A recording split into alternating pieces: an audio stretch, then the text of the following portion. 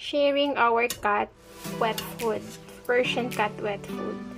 If you want your cat to become a healthy, and especially yung hair nila, ma-maintain nyo yung pagiging malalagong buhok ng mga pusa natin, what are you going to do is you boil the chicken. This is the part of the chicken na binoboil for them.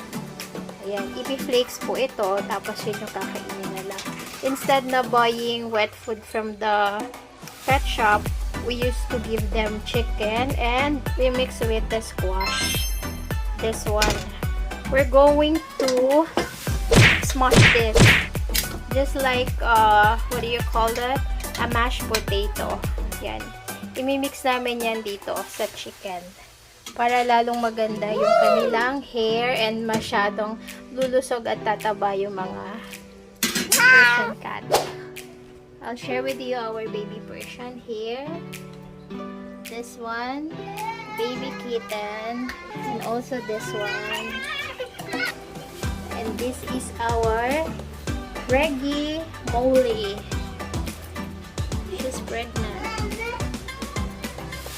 Very sweet baby mommy na siya.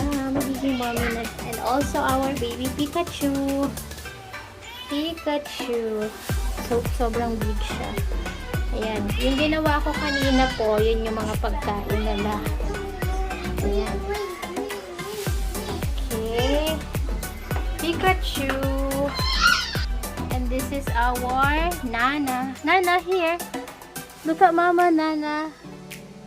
Ayan. Tingnan nyo po yung hair nila. Yun po yung advantage na pinapakain nyo sila ng chicken and squash. At the same time, healthy. Yung taba nila siksik.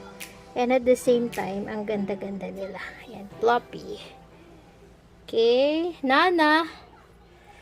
This is my big boy. Ayan. Okay, guys. Yun po ang pinakamagandang wet food for the cat. Especially the Persian big bone cat. Okay, thank you. Bye-bye. Shinare ko lang po.